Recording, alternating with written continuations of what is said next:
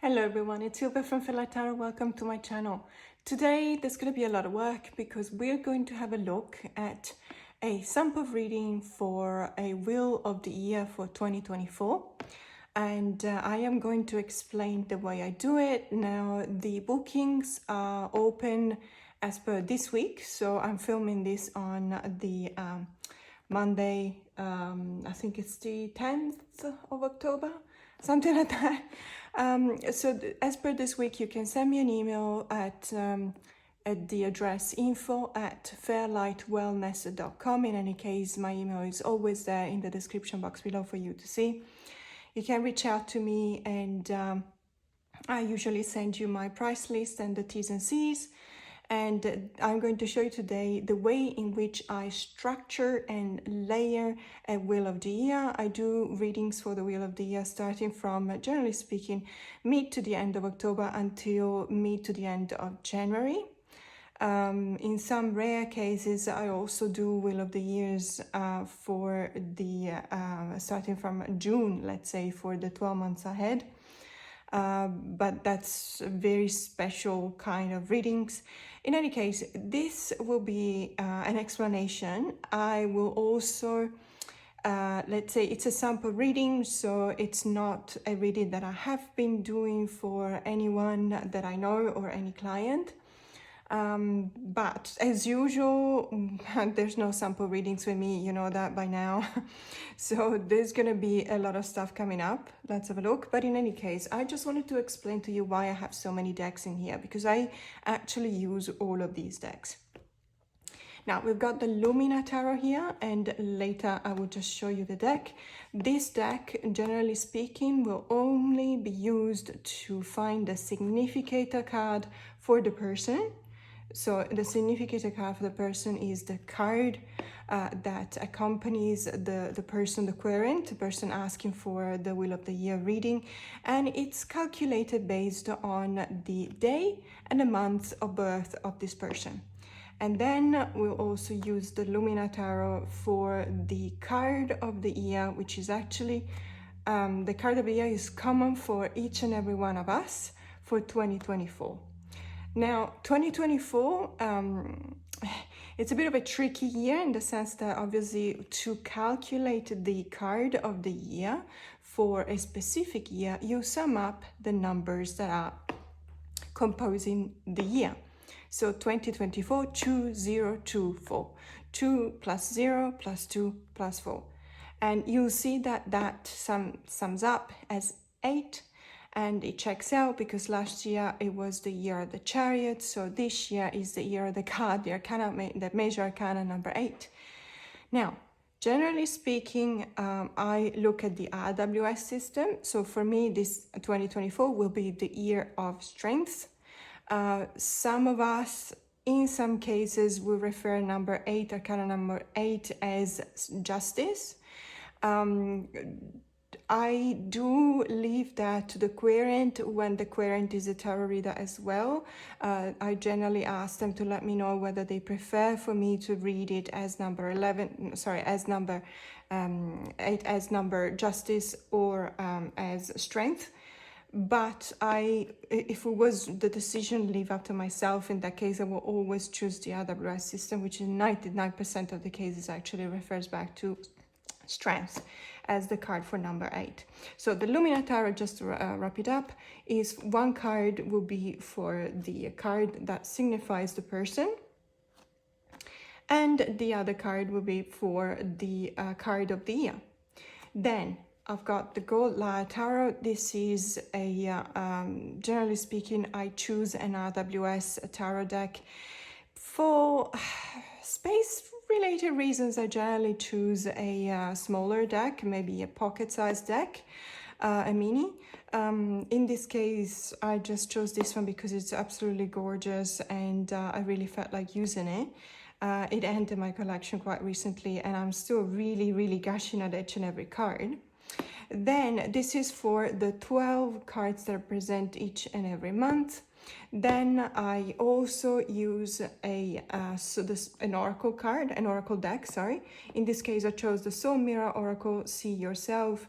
to pair up with the Gold Lyra, because I think that these two decks have fantastic energies together. And this is what I use for a pull for each and every quarter. So there will be 12 cards from the tarot, and there will be 4 cards from the oracle. And then, generally speaking, I also use a blessing, like an affirmator kind of deck. And fortunately, we have already 2 from this series. Let's say it's published by Welbeck publication. This is Earth Blessings Oracle cards. I also have a deck based on water. I heard that in the pipeline there's also a deck, let's say, focusing on fire, and one focusing on air. So when they'll be completed, I will choose this deck according to the zodiac, the astrological sign of the person asking for the reading. In this case, I've chose Earth Blessings Oracle card because I've decided that this person is a person with an earth sign. And then, last but not least, this is a work that I do a little bit aside of the Wheel of the Year, but I generally use an archetype deck to just have a bit of information, major information around the energy surrounding this person, understanding what the main drive of the person is. And generally speaking, this is a deck that I like to pair up with the card representing the querent. So in this case, pairing it up with the Lumina Tarot. But as I said, it will be outside of the Wheel of the Year. So let's have a look at that, an actual spread. What does it look like? Okay, so now let's have a look at the Lumina Tarot. The Lumina Tarot, this is the indie edition. And I don't know what happened there, because I know that there was talk to pick it up mass market, and that indeed happened, but only for a French edition. There were some differences in the card, and because of that, I remember a lot of people saying, okay, well, I'm just gonna wait for the English edition to be picked up as well. Which, you know, it looked for a certain time that it was actually happening. However, we're talking about I think it's over a year and a half ago, and that hasn't happened yet. And not just that, but I heard a lot of people who actually did place an order probably on Amazon, but I'm not sure. But in any case, they did place a pre-order for the English edition of the mass market publication of this deck. And I've heard many of them reaching out to me and saying that unfortunately the order had been cancelled. Now, I don't know whether that means that they gave up on the translation into English, which honestly is not very smart, because this deck we already have an English version of this deck. Granted, it's the indie version, but it's not that they have to translate everything back into English from French, because we already have a guidebook. So I don't really understand what the hold-up was. I have no idea. I'm very happy with the indie edition. It is out of print. However, you do find it every now and then on Facebook groups or eBay or Etsy. Just make sure that it's a legitimate one, because as you know, lately it's been almost impossible to recognize a legit copy of a deck from a fake one. Especially because there's a lot of retailers, Amazon included, and there's a new one there's a new kid on the block. It's called Temu, and Temu is even worse than Amazon because, to be honest with you, I've actually heard, and I did some research myself, 90% of the decks that are sold on that platform or from that retailer are actually fake. So please be very mindful when you find something that looks a bit suspicious. Perhaps it comes in a tack box when you know for a fact that it should be coming in a 2-part box, or perhaps when you see there's a QR code, which makes it difficult because some legit decks have a QR code. You know, it's never easy, but that's all I'm saying. Just be very careful, be very mindful, because you know, helping out theft by purchasing fake decks is never a good kind of energy.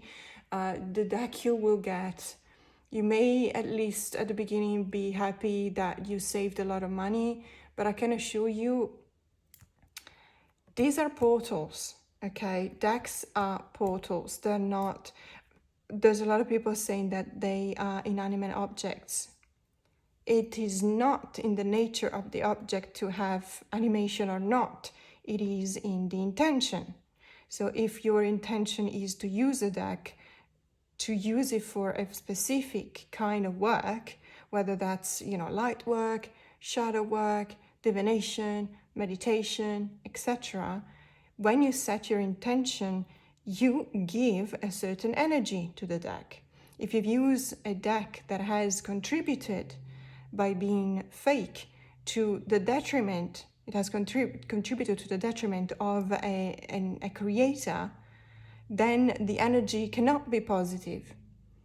I've said this so many times, and I know that there's a lot of fulfillment problems, for example, logistic problems in many countries, and I live in Australia, and I know that. I know your pain. I know there's a lot of people, from example, reaching out from Argentina saying it's impossible to get a deck here. I know your pain, because in Australia we do have Amazon, thankfully, but we have to wait 6-8 months for a deck to be released in Australia. So some countries of Europe have the same problem. So I feel your pain, but that is not an excuse. And I know that none of you, none of my viewers, none of my subscribers do that. I know that, and I trust you. But for anyone else, the fact that there's no distribution is not an excuse to buy a fake deck. Last but not least, think about your own, let's say, business. If you have your own business, if you're an artist, or if you're a creative of any kind, think about the pain that it is for a creator to see their own decks being copied out. In any case, I'm not going to say anything on the subject anymore. I made my position very clear. So, the Lumina. Why do I choose the Lumina? I think the Lumina is a very cosmic kind of deck. I like it very much. I like the artwork. I like the color palette. There's diversity of skin types and age in some cases, but these figures are extremely skinny, which is not something that I appreciate. Almost, you know, sickly skinny. There's one that, and of course now that I look for it, I can't find it. But in any case, I think, there you go. I mean, this person is too skinny. There's no two ways around that. In any case, it's a beautiful deck. I understand where it comes from. It just, you know, it speaks to a certain type of ethereal kind of beauty. Fair enough. But I would have appreciated a bit more diversity. Nonetheless, I really like it, and the cardstock is absolutely phenomenal. It's that kind of buttery feel that I really like. So what do I do with this deck? As I said before, I calculate the card of the year referring to the querent, and the card of the year referring to every one of us. The card of the year 2024, as I said at the beginning of this video, for me is the Strength card. The card of the year referring back to the querent is calculated in the following method. And by the way, this is the way in which I calculate it is explained in Bennabel Wen's website. If I remember, I will make sure to put the link to the specific post in her website where she explains how to calculate that in the description box below. If I don't, it's very easy. So you take the day and the month of birth of this person. So in this case, this person was born on the 1st of January. We don't need to know the year of birth. So the 1st of January, you sum up those two numbers. So 1 and 1 is 2. And then you add the sum of the year 2024.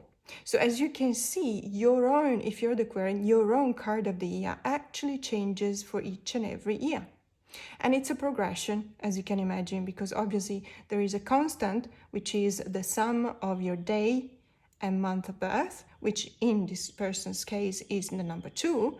And then you will always have a progression in year by year by year. So last year, for example, it was the Chariot.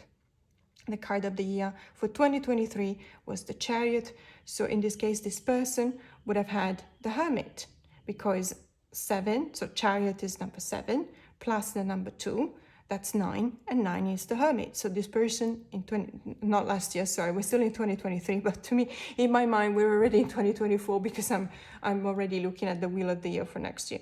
So in 2023, this person's card of the year would have been the Hermit. But in 2024, it will be the Wheel of Fortune. Okay, so what I do, I just go through the deck and I find the Wheel of the Year, which of course, when you're filming, it's probably going to be the last card in this deck. This happens every time. And oh, no, okay, it wasn't. Come on, it's just a quarter of the deck.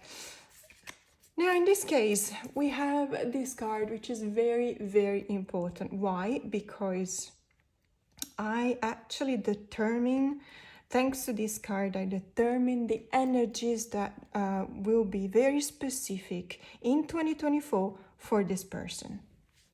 By the way, I've been asked several times if I have, for example, a double-digit number, do I still sum those two numbers up?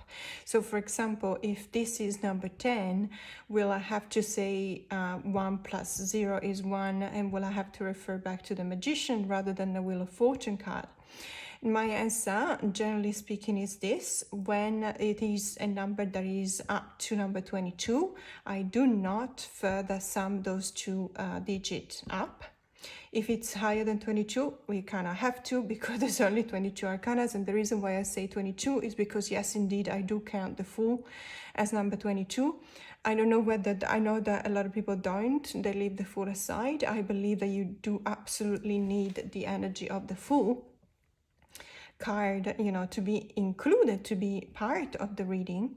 And if, for example, obviously we know that the Fool in many decks is represented by number 0, but in the Italian tradition, the Fool originally did not have any number. And if you look at many decks from Il Maneghello, for example, which is a publishing company founded by Maestro Osvaldo Menegazzi in Milano, you will see that the Fool, even though it does not have a number, it is always after the World card.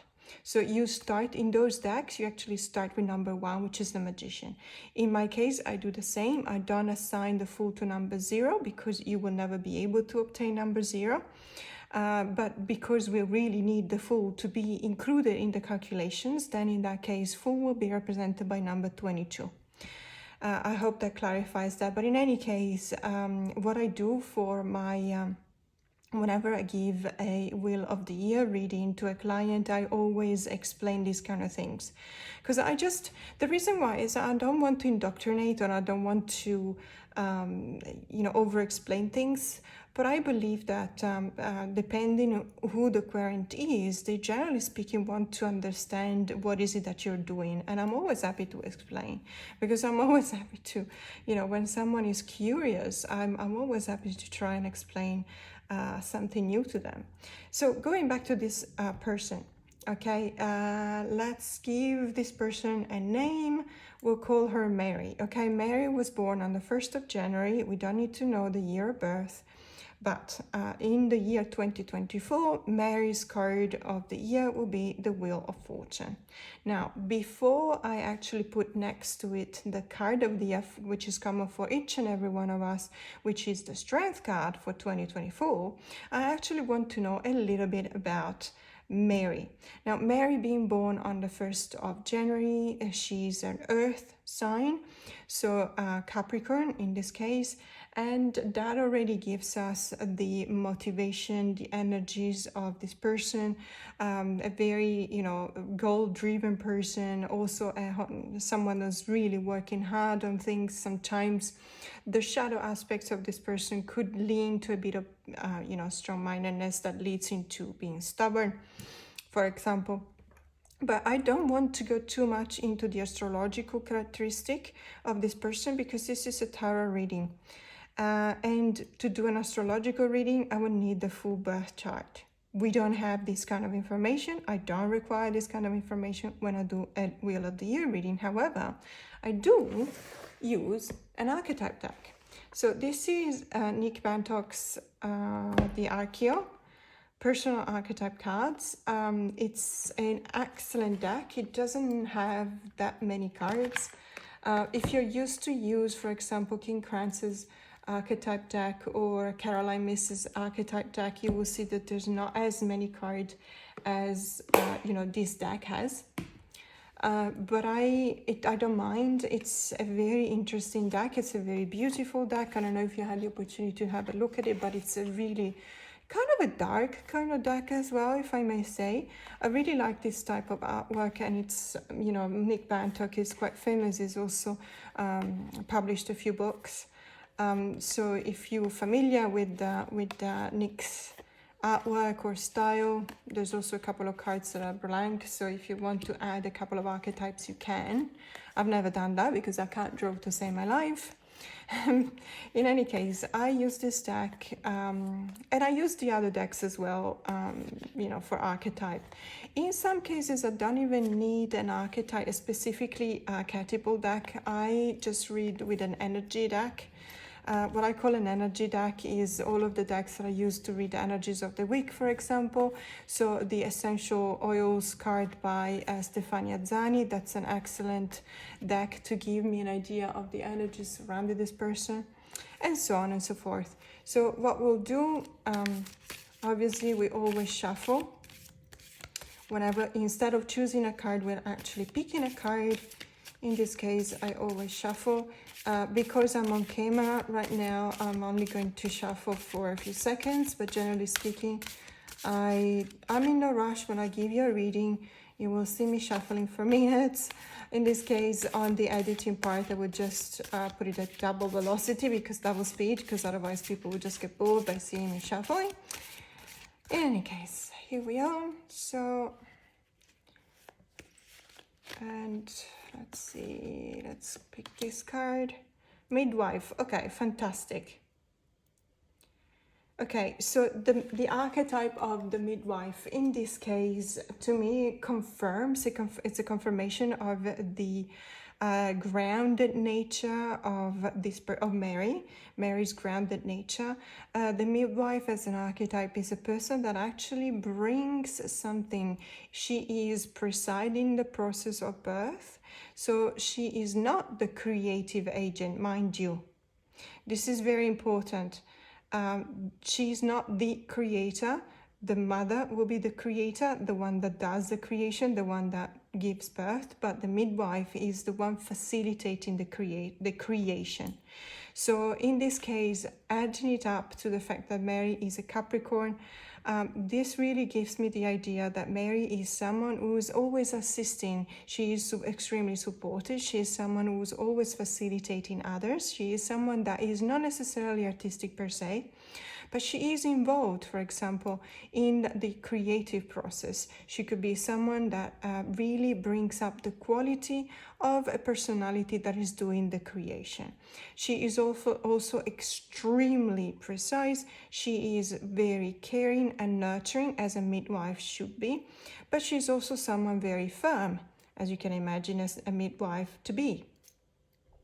So she is someone who's not afraid of being stern, because she has a job to do, and that really corresponds, on my view, of a person that is, you know, born under the astrological sign of Capricorn. So very grounded, very down to earth, someone who knows what to do, someone who does not panic, because midwives were very famous to be, you know, strong-minded, but also, you know, not panicking, whatever happens.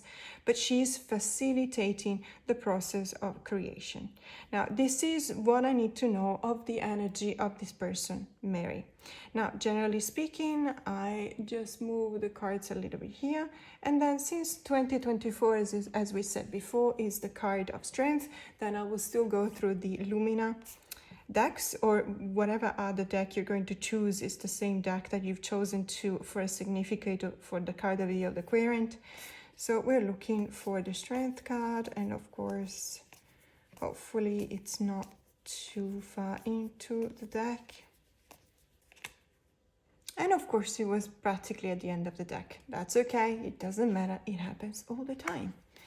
So beautiful, really beautiful card. As you can see,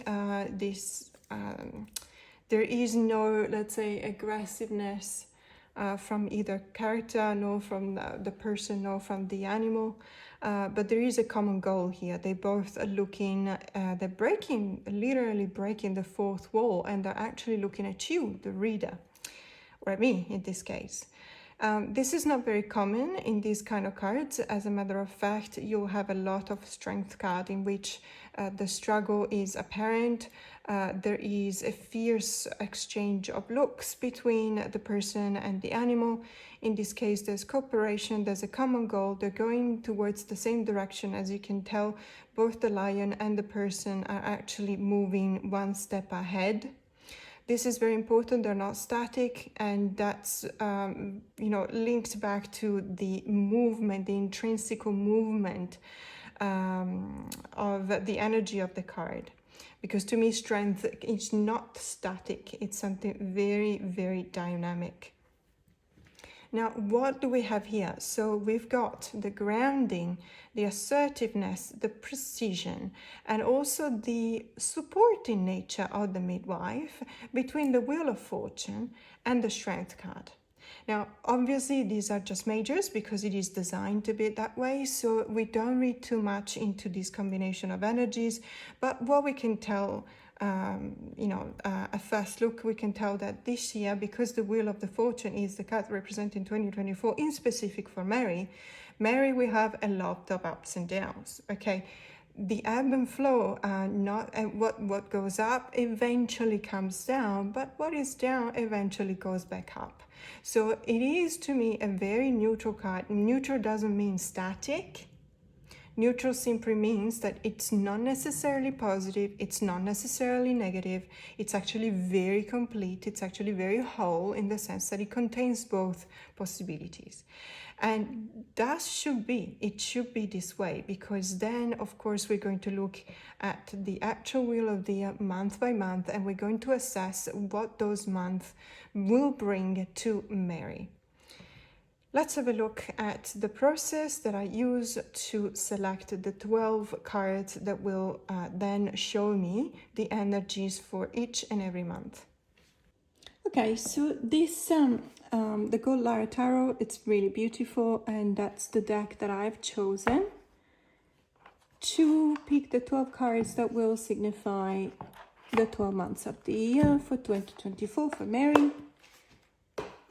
Let me see, how do I do this? Because obviously I want to show you the deck. So for now, I'm actually going to zoom in. Okay, so I just want to show you the cards for now. This is a very gorgeous deck. I really love it. There is such a very, let's say, artistic and pleasing, aesthetically pleasing use of the absences and the presence. So the blank spaces, they're not just on the title, as you can see, but there's blank spaces on the illustration of the cards as well. I really like the way in which this collage, because it is a photographic collage, has been set up.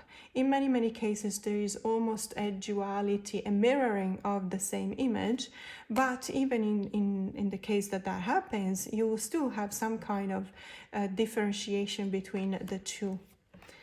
I like the fact that it's based on, there's a lot of diversity, as you can already see.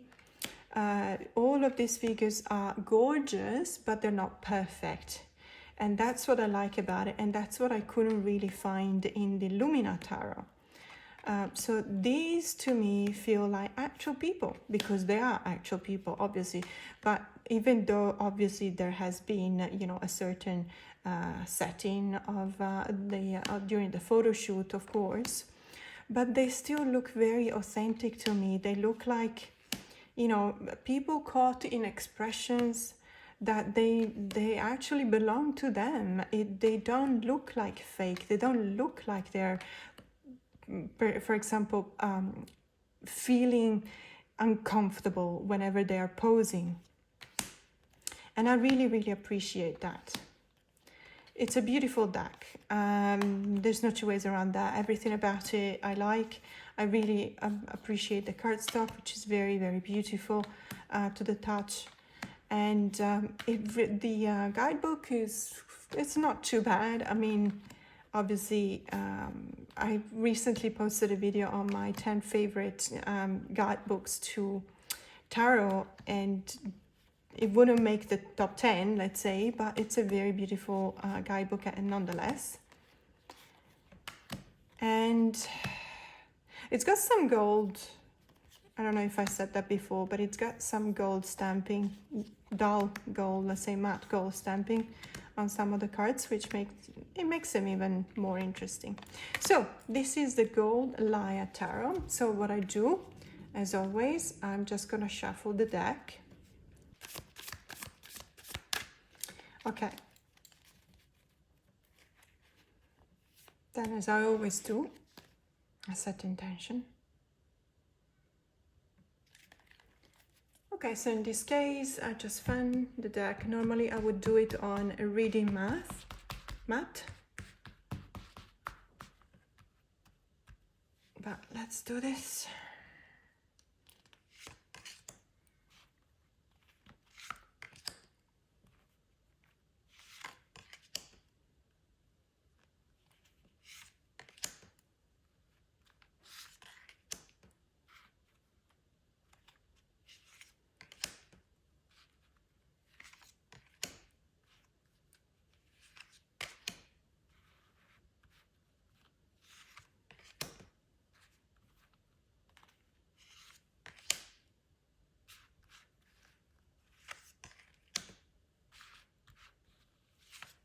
Okay, that is 12 cards.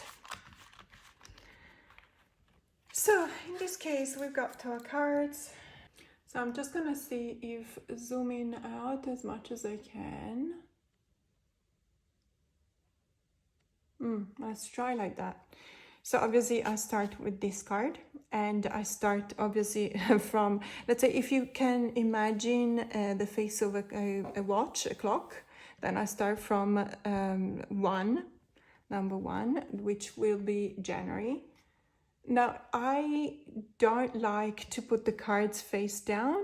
I don't have any, let's say, I know that there's different needs and that there's different ways and practices. For me, I just turn them up immediately. So I'm just gonna lay down all of the cards, try and make a circle, which with bigger cards is not necessarily an easy thing to do, but bear with me.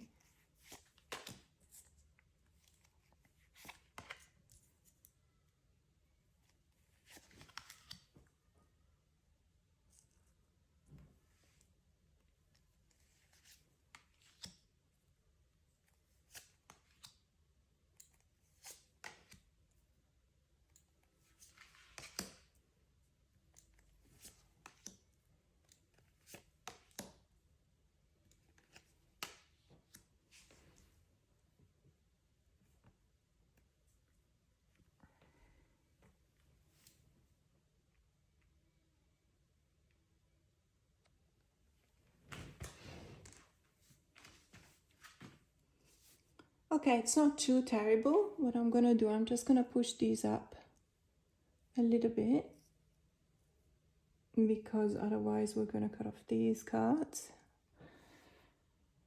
Okay, perfect. Okay, so these are month by month, and we'll start with this card, which is January. So February, March, April, May, June, July, August, September, October, November, and December. Generally speaking, at this point I pause, because I generally ask the querent to take a screenshot, for example, of this spread, because this is the last time we're going to see it this way. And the reason is that I'm going to layer another two, let's say, decks of cards on top of these ones, and the room is just not enough. Okay, so for logistic reason or for space reason, what I'm going to do, I'm just going to start with this one. I'm going to put the cards one on top of the other, starting from the bottom card, so the card referring back to the month of December, in such a way that we will have the month of January as the first card.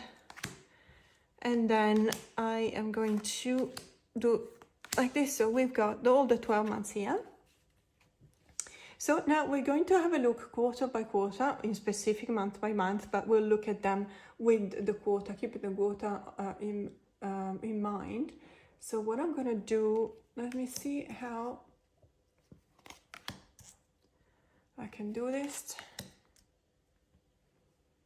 And I can probably zoom in. Yeah, that should be okay. Okay, so at this point, we've got January, February, and March, so quarter one of 2024. This is very important because, as I said before, I read the tarot cards of this deck month by month, but when I'm going to use the oracle, I'm actually going to pull one card for the whole quarter. So first and foremost, we'll read these cards and then we're going to match them up with the Soul Mirror Oracle to have a look at the energies that will characterize this quarter number 1, 2024. So in January, we have the Ace of Swords. In January, the Ace of Swords is, well, having an ace for January is kind of a cliche almost. It's obviously quite straightforward. We'll have a new beginning. In this case, the fact that it is characterized by the element of air, because the Suit of Swords is the suit of air, it tells me that it will be something that is related to a strategy, a project, something that will occupy Mary's mind, something that she will have to deal with, but it's something that may also be concerning for example, her career, not necessarily a project in her job, at her work, but a planning, a strategy to do something different. This could also be referring back to some kind of, not necessarily a worry or anxiety, because I don't know the energy yet. I need to refer back to the Oracle card when I want to get a deeper sense of this, of the energy coming from the Ace of Swords. But in this case, because we know that it's related to the Suit of Swords, we also know that it's something that could potentially be something that makes us think. And sometimes, you know, our thoughts could be also reflecting our worries, but it's also true that some thoughts could also be referring to some hope. So we know that Mary in January is definitely going to look at something new. She's going to start planning for something new. We have the Devil card for the month of February. Now, in this case, because the Devil card is a major arcana, the energies of a major arcana, when they come up in a Wheel of the Year, specifically in a month belonging to the Wheel of the Year reading, I tend not to read the as above kind of energy. I tend to read them as from a so below point of view. So in this case, February could be a month in which Mary will have a little bit of an excess. It could be an excess that is referring back to, for example, some bodily function. In many cases, it's also referring back to sexuality. It's also referring back to the digestive system. It could be something in excess, something that is representing let's say, a turning back, and kind of a negative turning back into a egotistical view or egotistical perspective. Perhaps after the initial month of January, in which there are these thoughts about planning something new, these thoughts of commencing something that will change her career, for example, or something related to that, perhaps there will be a kind of a defeat that will set her back a little bit. Perhaps this will make her feel inadequate. Perhaps this will make her feel like she's not necessarily ready for this kind of change. Perhaps there will be some voice inside of her, or maybe coming from external influences, that will tell her that she's not enough. So she's planning for something. We see that here in the Ace of Swords. but there will be obstacles, okay? And these obstacles will unfortunately push your buttons, because these obstacles are not the Strength card, they're not, you know, other cards in the 78, but it's the Devil. So where, for example, the Strength card could have signified some obstacles that she really needs to, you know, roll up her sleeves to overcome, the Devil card implicitly contained a sense of defeat. Mind you, it could be a temporary defeat. We don't know that. But there will be a setback, and this setback will bring back a sense of shame of not being enough. She wanted something more. She was told that she's not ready for it. She probably, either whether it's external voices or internal voices that will tell her that, but she will think in February that whatever she set off to do in January cannot be achieved because she's not up for it. She's not ready. She's not enough. The way in which we read the Devil depends very much on the person. Mary is a Capricorn. We've seen that before. Her archetype is the archetype of the midwife. These could very well be referred back to bodily, something very grounding, something very concrete, something very physical. Perhaps she's tired, okay? Perhaps she can't do this kind of thing that she wanted to do because she's tired, and that will make her feel that she's not enough. However, what do we have in the month of March? In the month of March, we have the Three of Wands. The Three of Wands is a wonderful card because it's the Three of Wands is the card in which if you start with a project, you actually set your wheels in motion. The Three of Wands, I read numerologically, is the growth after the exterioration of the self. So you start with an ace. The ace is the self, then you externalize the self in the two. The two is understanding that you're not alone, and you have to deal. It's a good thing because you're not alone, but it's a bad thing because you cannot be selfish anymore. In the two, you understand that you're in a relationship, and by relationship I don't mean just romantic relationship. I mean that the person understands that we live in a society. That's the two for me. The three is the growth after that. In the two, you were a bit perplexed because you realize you're not by yourself, which is a good thing, but also a bad thing because you have to respect society. In the Three of Wands, you have mastered that, or you think you have at least, or you're supposed to. And you find your role. You find your meaning. You understand finally why you have been put in that particular society and why you are different from everyone else, and you need to bring up the skills that are pertaining to you. So the Three of Wands shows that you have looked at your world. In the Two of Wands, it was too small for you, as beautiful as it was. In January, you thought you wanted to do something else. You felt that you were not ready to do that in February, Mary. But in March, you're actually receiving a lot of energy. Let's not forget, from a chemical point of view, the Suit of Wands is the suit of fire. So there is a lot of fiery energy. Fiery energy is the creative energy. Let's not forget that Mary is not a creator. She's the midwife. So she is the facilitator for this kind of energy to take place. Now, these are the first 3 months of the year. At this point, what I generally do, I take the soul mirror, or rather an oracle. In this case, I've chosen a soul mirror because it pairs up really well aesthetically and also energy-wise with the Balgowlah Tarot. And just quickly, I'm going to show you. This deck is absolutely superb. These are the backs. It's gold gilded, but it's a matte gold, so it's not one of those that chip very easily. As a matter of fact, I've used this deck ever since I got it practically every day. It has not been chipped once. And it's a glorious, absolutely glorious artwork. I really, really love it. I've talked about this deck a few times already on my channel. You're probably even tired of hearing about it. But let me tell you, this is a fantastic deck. Also because in one deck you have a shadow and a light, meaning as if you were reading almost reverse, the card with reversals. It's a muted color palette, but it's absolutely so evocative. I mean, look at this card. Every time I see this card, I think back of a really dear friend of mine, and it's just, it's got a lot of emotions. Many of these cards inspire emotion in clients. I've actually noticed that I've used this deck for a couple of clients already, and these cards are incredibly powerful. So what we're going to do, as I said, we're just gonna shuffle.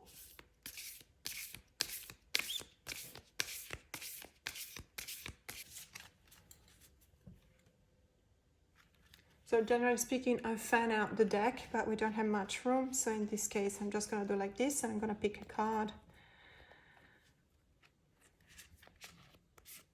Okay, we've got a card now, and I'm just gonna put it here, although I can see that you can't see it on the frame. So I'm just gonna push these up. And hopefully that will fit now. Let's see. Okay, so sadness, okay. That is a very interesting combination. Mind you, this position is not directly under the devil. It's simply for aesthetic reason, but it could be here, it could be here, it could be here. It's not related to the devil. Now, I say this in the sense that it's not related to the month of February. However, in this case, I really do believe that it's related to the devil, but that is circumstantial. It's not in every reading. It might not happen in other readings. So the reason why I think it's related to the devil is that now I understand why the devil card is the obstacle, and the cards have chosen the devil to signify the kind of obstacle that Mary is going to encounter. Immediately after, in January, she's actually setting off on a new adventure, on a new project. And it's because sadness is something that really stops us from living. So I don't know if you have watched, there is a movie these days. I watched it the other day and I was incredibly moved by it. In particular, there's a sentence. So the movie is The Exorcist, The Believer, and I believe it's a sequel to The Exorcist. Let's put it this way. I am well aware that there's been a lot of negative reviews of this movie. Now, if you haven't watched this movie and you want to watch it, please skip ahead, because I'm going to give a couple of spoilers. Although I'll try to keep it as simple as possible, but I do want to refer back to something that is said. So I'm not going to spoil anything about the plot, but I do want to quote this movie. So at a certain point, one of the characters of this movie, in the movie, they say, we've been born in this life, and we just hope to be happy and healthy. And that's the only thing we want. We only want to be happy and healthy and live a happy life. And the only thing that the devil wants, the evil wants, is for us to give up. So, and then, it goes on and refers back to the movie, so I'm not going to disclose anything else. I found that sentence to be incredibly powerful for me, because there has been a lot of trials in my life, a lot of really tough stuff to face, and I've always berated myself for never giving up. And I know that sounds a bit odd, but sometimes you really think, what's the point of standing up or picking yourself up if you're gonna be knocked down again? And I'm really thinking about this these days, and to be honest with you, hearing that, it felt like it was a message that it was directed to me. And that, it depends on you, it depends on your personality. Of course, someone will say it was just a movie, it's a line on the script, but it's up to us to decide if something is important or relevant or evocative, or relatable for us in specific. If we're going through something, we can actually find messages wherever we look. It's up to us if we want to listen to them by believing that there are messages, or simply ignore them. And I am no one to say which is the right way. To me, right then, it felt like it was a message directed to me. And so I believe that in this case, this is exactly what we're talking about. What does the devil want? The devil wants us to give up. The devil wants us to give up on sadness, on stay and wallow in sadness. And I know that it's incredibly difficult not to be sad when something horrible happens, when something very, very painful happens.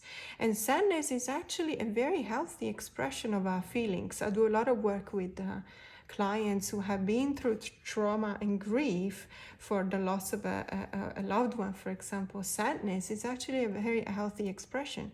But sadness is transitioning. You need to transition. You need to go through the process of transformation, because processing grief needs going through sadness, not being stuck in sadness. So what does the devil want? They want us to be stuck in sadness. I have the impression that this reading that tells me this person wants to start something new, the devil in this case is opposing this choice, because it is reminding Mary of something bad that has happened, something that gave her sadness, something that triggered her grief. This is more powerful than I thought. And what this card is telling us, and that's why I love this oracle, is that there is actually two sides of this, two sides of sadness. One is defensive, one is listening. I hope you can tell, I hope you can read it. I'm just going to put it this way: defensive, listening. So obviously we need to do something to move along, to move ahead, to move on from the devil, because the initial power there is there. The thought of starting something new is there. Let's not suffocate that. Let's not quash that. And we'll see that happening in March. So in this case, the sadness is listening. Let's listen to our sadness. Why are we sad? Why this new thing has actually brought back the feeling of being sad? Is it because it's a trigger? Is it referring back to something that made us sad in the past? Is our mind making connections? This is what I will be asking the person in the Wheel of the Year.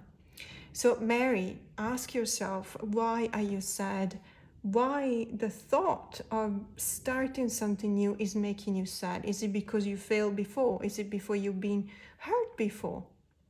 Is there something that reminds you of a circumstance, of a situation that made you sad? Listen to that, but don't become defensive. Defensive as in, don't get stuck in sadness, because that's what the devil wants. You need to listen, you need to understand, and you need to move on, because the Three of Wands is the fiery energy that sees you set your wheels in motion. So this is a reading for the first quarter. Let's have a look at the second quarter.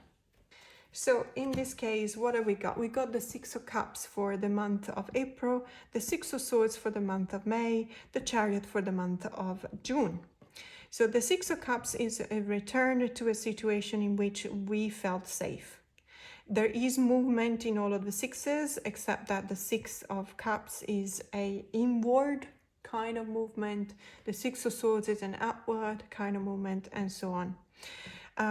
It's a movement that is interiorizing the situation. We feel unsafe. Mary feels unsafe in the month of April. She will feel that unsafety is probably related back to the sadness we've seen before, or the devil card we've seen in the month of February.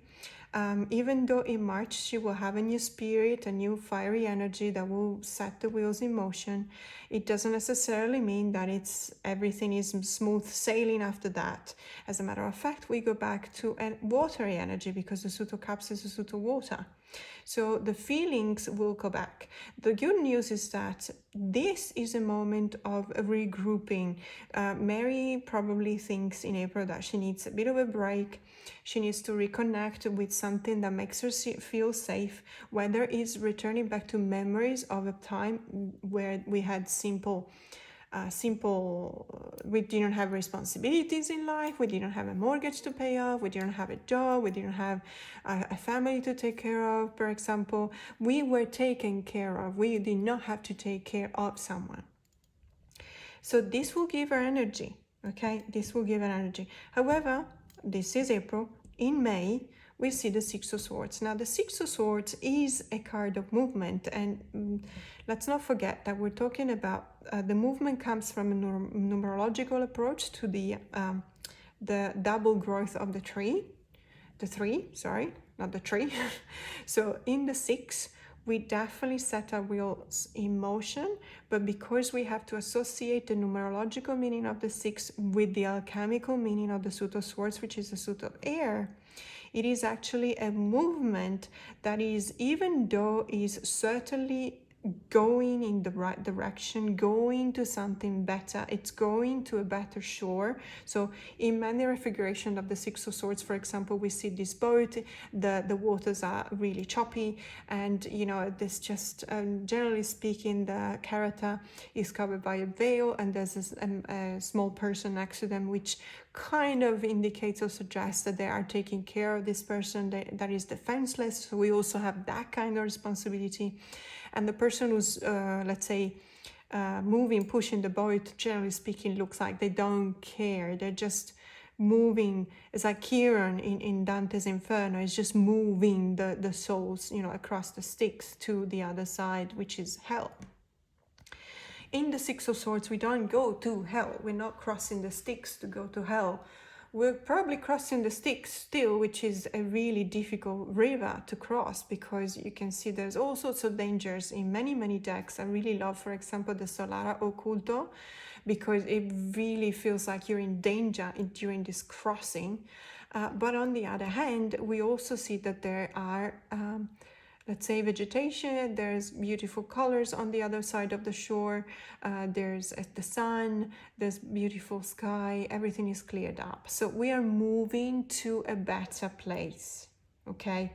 The 6 is the card of movement, but we are moving to a better place. Is that a journey we embarked upon willingly? Not necessarily. Not necessarily. As a matter of fact, we feel like we've been pushed away. We feel like we've been exiled. So Mary, you will feel that after recharging and thinking back in a time in which you had no responsibility and it was a simpler time, right now you're actually being pushed out of your comfort zone, represented by the 6 of Cups. And in the month of May, it will feel like you have to unwillingly, unwittingly, and very sadly, but you have to move on. I wish there would be a better reading, but this is not all bad, because then we see the Chariot. The Chariot is another card of movement, but this is a victorious movement. So hang in there in the month of May, because in June, you'll have the cavalry coming to your rescue. You will actually succeed. You will overcome all the obstacles. So what feels very sad right now will not be sad anymore. It will stop being sad, and you will definitely be on the other part of the river, on the shore that is full of vegetation and green and hope and future. Okay, and the skies are clear. So don't forget that. Keep this in mind, because during the month of May, you will feel like giving up. You will feel like you're left out in the cold alone, but you have to do this. You have to move on, and it will be a successful move. Okay, so whatever you set out to do in January that it reminded you, sometimes you may have triggered that remind you of a failure, but the Oracle card of Sadness asks you to listen to what your heart is telling you, because that's where you need to work on. So recharge if you need to.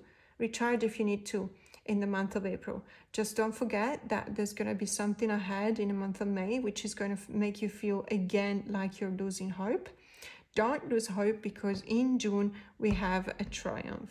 Okay, so now what I'm going to do, I'm still going to have a look at this Oracle deck. So let's see what the message for the quarter is. Okay, so let's have a look.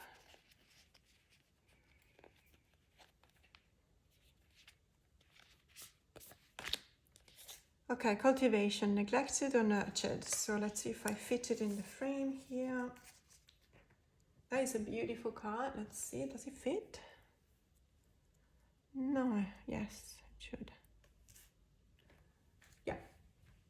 Okay, so I'm just gonna put it closer here. As we can see, this card is very, very beautiful. This is a card of growth. This is a card of personal growth. So what we have a look here is two hands holding a heart, and at the same time holding I'm not a plant expert. I've seen this plant before. Is it yarrow? Forgive me. I really, my husband is the expert, not me. So, but in any case, it's holding a plant together with the heart. Now, cultivation is obviously a card that speaks of growth. It speaks of new beginnings as well. It speaks of something that has been started from a grounding and now has been nurtured enough to actually sprout and grow. But cultivation also includes or implies some kind of continuity. So it's not something, a plant is not something that we can just plant on the ground and water and then tell the plant, yeah, you do your thing now, I'm going to ignore you. You have to take care of it. It's something that needs continuous attention. That's why I'm not a plant person, because I can't bring myself to do that. So in this case, what this card is telling me, the oracle card is telling me, by pointing out in the two words, so the light meaning and the shadow meaning, neglected or nurtures. Is this cultivation neglected or nurtures? Obviously, in the Six of Swords, it will be neglected because you feel that this is provoking a kind of an anxiety for you. Let's not forget that, you know, the Suit of Swords has got a lot of anxiety related cards, and the Six of Swords is one of them. So the journey you embark upon is probably going to give you a lot of sleepless nights. Okay, this is not a Nine of Swords, but you're not necessarily happy. It's not a light-hearted kind of crossing, as we talked about before. So the cultivation is, in this case, you need to cultivate that project you started a year with. Still stick to it, because it's telling you have to nurture it. So a plant, to grow, it needs to be nurtured. If you feel like you don't have the energy because perhaps that Six of Cups was cut too short, you know, the moment in which you're recharging yourself, you didn't spend enough time there, so your battery is not exactly up to 100%, and this is also depleting your energy. But stick to that, nurture, cultivate, nurturing, because that will lead you to the Chariot, which is the overcoming of the obstacles. That was quarter 2. Let's have a look at quarter 3. Okay, so for quarter 3, we've got, I'm just going to put it directly up here so there's room enough for the oracle card. So as we said, we've got July, August and September. And for July, we've got the 8 of Cups. For August, we got the 4 of Wands. And for September, we got the Sun. I really see a strong, evolution here, very strong. Now, what we need to remember is that the Chariot, so for the quarter 2, we had 3 cards referring back to movement. The 6 of Cups was an interiorizing, gathering the energy by finding refuge in a time where you didn't have many obstacles. Then the 6 of Swords is kind of you being pushed into a situation you need to get out of. And if you stick to it, you nurture it, you will overcome those obstacles. However, in July, we see that there is an 8 of Cups situation.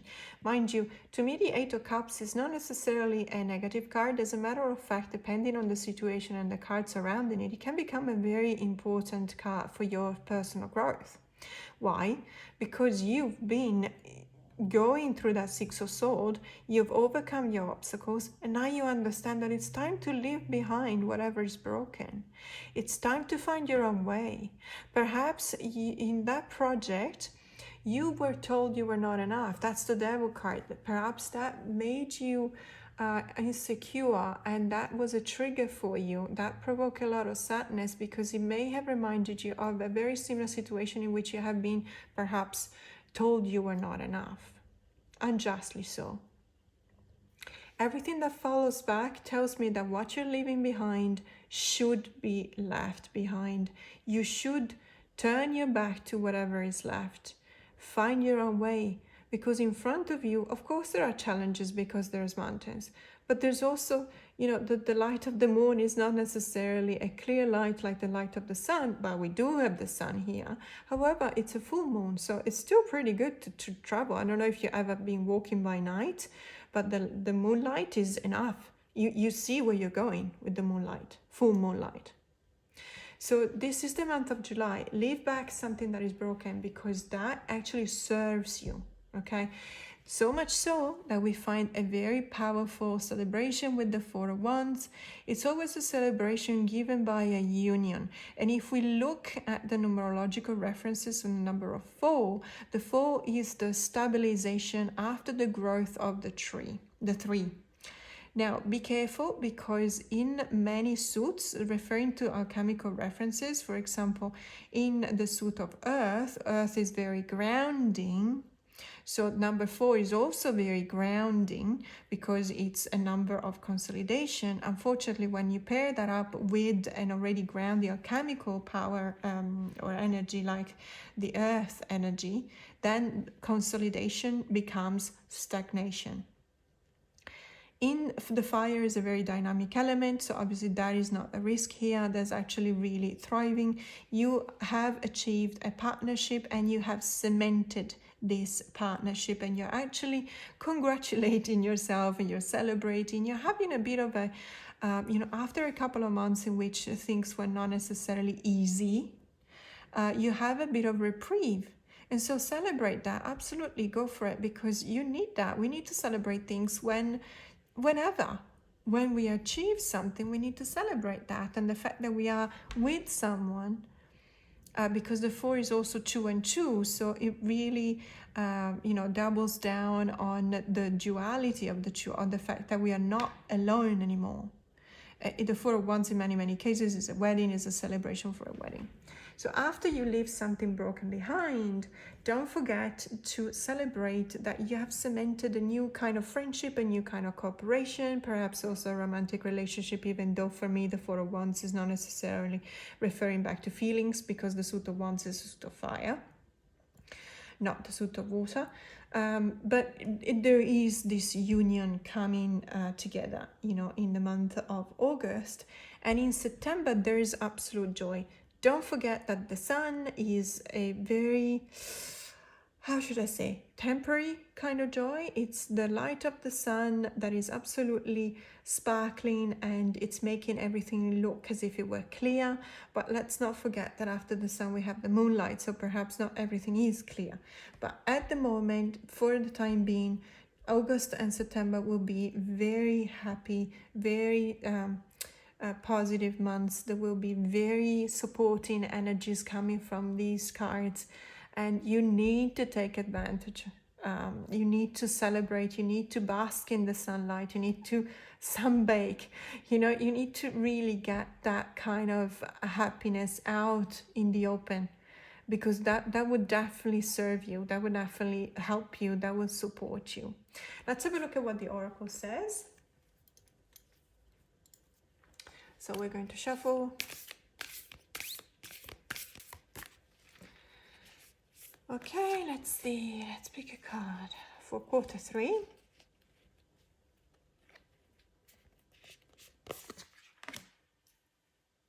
Okay, so we got perceptive with oblivious or aware. Let me just show you. So perceptive with oblivious or aware. Now in this case it really ties back to this reading. I think that you once you decide what to leave behind, you need to exercise that kind of perception that is also an intuition. What I really like about this card is that you still see this kind of moving on. There's a origami paper kind of boat in the sea. It's a choppy sea, as you can see. There's a wave sea. It really gives me the idea that this person is considering everything. So he or she or they are perceptive of whatever it is that surrounds them. There is an awareness that comes to that, and therefore when the shadow meaning of the perceptive card is oblivious, the opposite, the light one, will be aware. So use your perception, what you see around you when you decide to leave something behind. Don't be oblivious of it, be aware. So make it a choice that is your own choice. It's always your own choice in the 8 of Cups, but don't feel like it's the events that brought you to leave behind what's broken. Be it your choice. Make it so that it is a perception, it's an awareness brought about perception and intuition. So you are aware of what you're doing, because that's the way in which you actually reach the Four of Wands and the Sun. This to me is really an invitation of being in touch with your own self, on being in touch with your own emotion, being in touch of your hopes and dreams, and being very clear and honest with them. Not oblivious. Be aware. What do you really want? If you're leaving this behind, do you know where you're going? Ask yourself that, because once you know, that's when you achieve this. So this is quarter 3. Let's have a look at quarter 4. Okay, so for quarter 4, we've got obviously October, November, and December. And again, I'm going to push them up here so we have enough room for the oracle cards. So what have we got? We've got the Hermit for October. We've got the Two of Pentacles for November and the Hierophant for December. It's a very interesting combination. I feel like after the Sun, having the Hermit is a bit of a setback. Not necessarily because something has gone wrong, but because we probably need to reflect on everything that has happened. So Mary, in September, you will have an invitation to perhaps do some kind of introspective work, do some kind of meditation work, do some kind of, perhaps you will go into a retreat, perhaps you will do some meditation at yoga, perhaps you will have the opportunity to perhaps even embark into a journey with a therapist. In many cases, the Hermit is not, the Hermit is by themselves. The Hermit card is by itself. But that is not necessarily, 100% the case. You may need to, it's the journey you take to know more about yourself. And sometimes you need help. So there might be a therapist involved, although it's not necessary. But what we see is still going back to our own kind of private inner sanctum, where we only say things to each other, to ourselves, sorry, not to each other. We will never share what we gather as knowledge during this trip down our subconscious. We will never share with anyone else. It's something that we need to learn for ourselves. And I really like the fact that there's always either a candle, like in this example, or a lantern, but there's always a bit of a light. So wherever you are going, you need a light. Why? That signifies a little bit of shadow work, because obviously the shadow needs light in order to be understood, to be seen, to be acknowledged. But it's also because the light is the help. So that's why, to me, the light could be a therapist, it could be a person, it could be a kind of energy, it could be an ancestors, it can be a spiritual guide. It's a light, okay? It's the light that actually is in front of us, and it's illuminating the path that we've taken. So in September, do some kind of introspective work. Do it for yourself. You have to understand where you're at. Okay, you need to understand where you're at, Mary, in September, because you're really doing a lot of work this year in 2024, and you need to be able to decide whether this is actually what you want or not. Now, in November, we see the Two of Pentacles. Now, the Two of Pentacles, the 2 is, as I said before, the numerological reference to the number 2 is always pointing out at the outgrowth of number 1. So you're not by yourself anymore. You are almost shocked by the presence of someone else. You are shocked by the fact that you're not an island. You're in a society, you live in a society, and you need to understand your role in the society. So depending on the alchemical association of the minor arcana, in this case is the earth, because the Suit of Pentacles is referring to the Suit of Earth, we see a lot of grounding. But because the 2 brings itself a kind of a surprise, and the element of earth from the Suit of Pentacles instead pulls towards a grounding, the Two of Pentacles is almost always a whimsical card, because you're trying to juggle a couple of things at the same time. So the juggling comes back to referring to the fact that you've been surprised by the fact that you are in a society and you still want to be grounded. So you don't necessarily know why, or you don't necessarily know how to do that, but it's a whimsical kind of juggling. You're not stuck between a rock and a hard place. This is not a two of air. This is not a two of swords. So your indecision for the time being, it's a good thing. You need to decide between two positive things, not necessarily two difficult choices, okay? So in November, you'll find yourself perhaps presented with a proposal. And because we're referring to the Suit of Pentacles, it could be a financial one, it could be a project, it could be something that actually makes you think that whatever you set out to do in January, the project you thought about, is not necessarily the right one for you. Or you may be given an alternative. Perhaps you wanted a sort of a, different branching out in your career, and you wanted to go after a promotion, and now you've been offered a different promotion, which is not necessarily what you had in mind, but is something that is actually not that bad. And therefore the whimsical juggling are the Two of Pentacles. Do I want to go ahead and refuse that opportunity, or do I actually consider it because it might be even better than what I wanted? This is a good decision, okay, in November. Have fun with that, because it can actually be something whimsical and funny, and it can be something positive.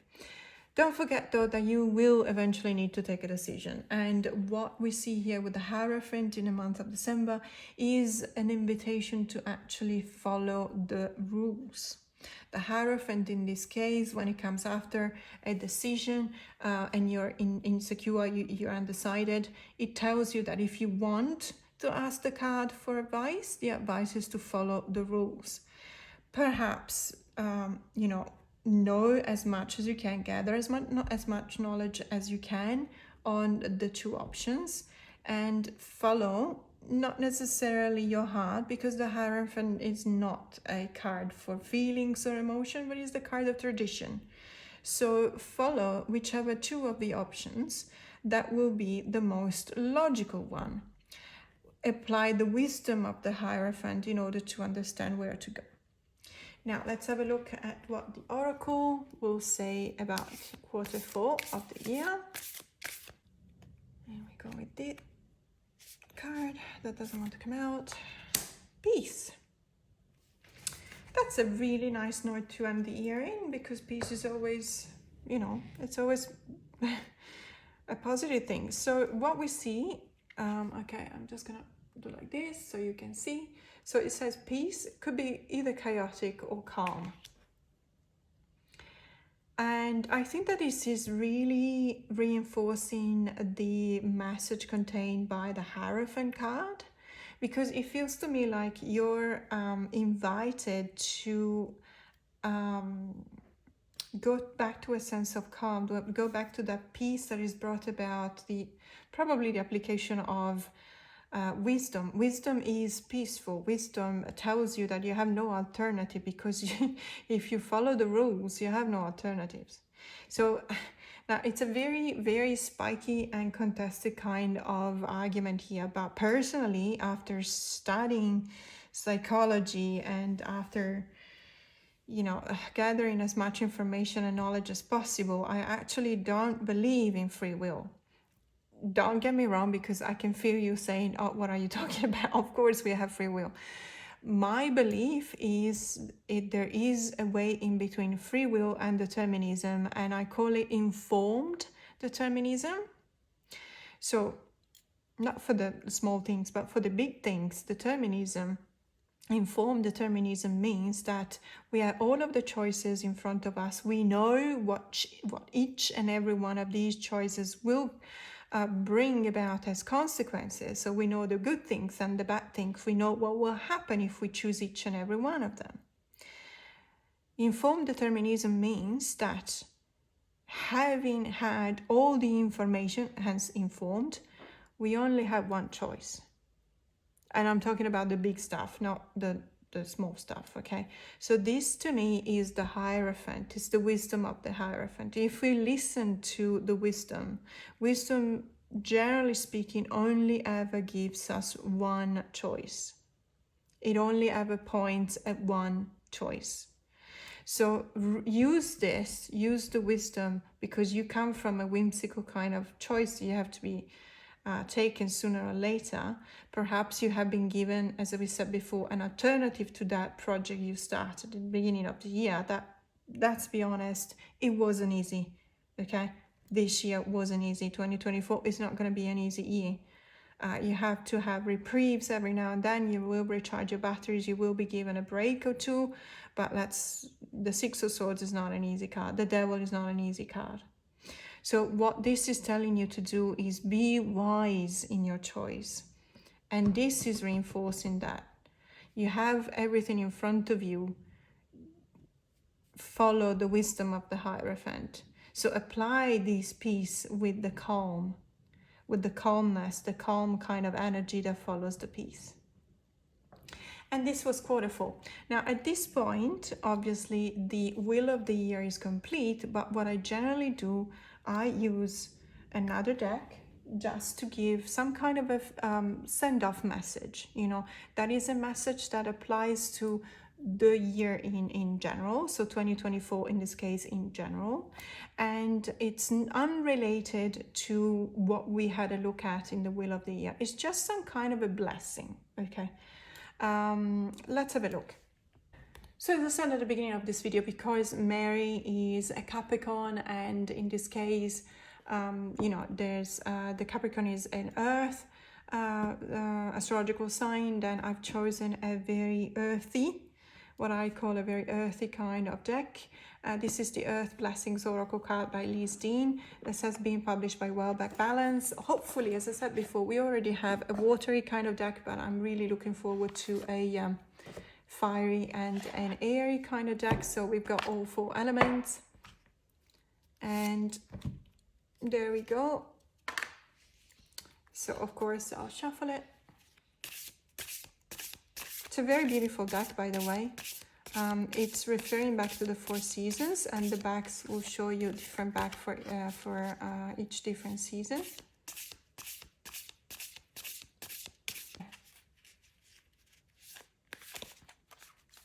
So since I have enough room, I'm just gonna fan out the deck.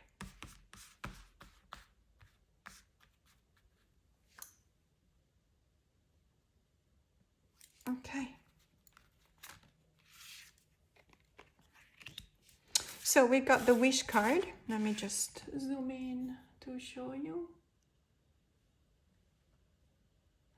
Okay, so we've got the Wish card. As I said before, this is unrelated to the reading. This is just a general blessing or a message for 2024 for Mary, okay? And the Wish card says, may your wishes be granted. It's how much more beautiful can you get? I mean, how much more positive can you get? May your wish be granted.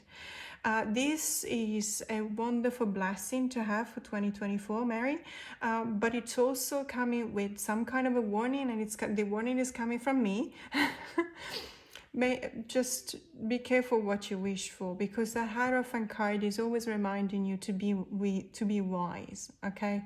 So may your wish be granted. And also another blessing that I add to that, may your wish be wise. So this is all for now. This is my way of doing the Wheel of the Year reading. So if you want to book a Wheel of the Year reading, I am starting from today. I'm actually posting this video on the Wednesday.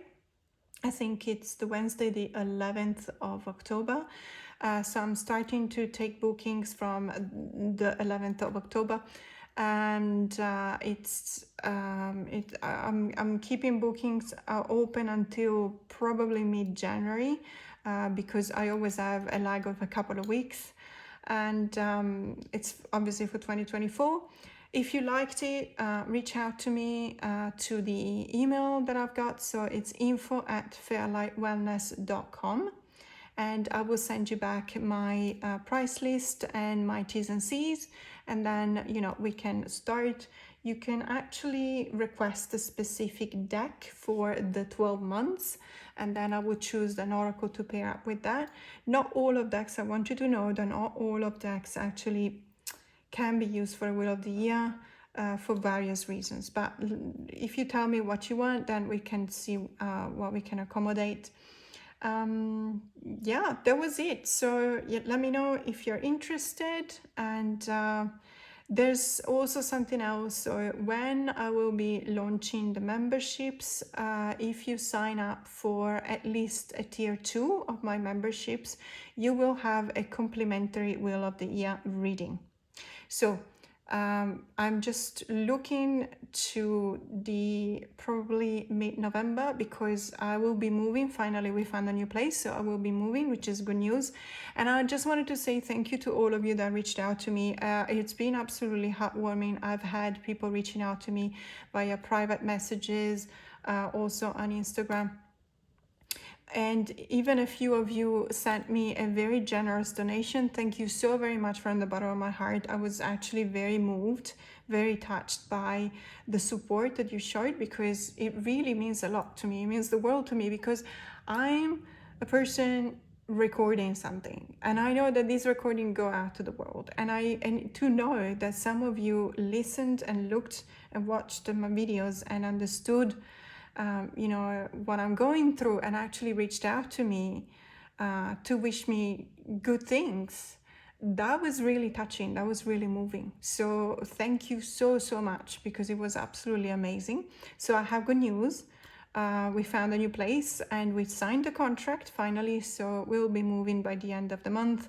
And so November will be all over the place, because I have a slight OCD, and to me, looking at boxes, it just makes my blood boil.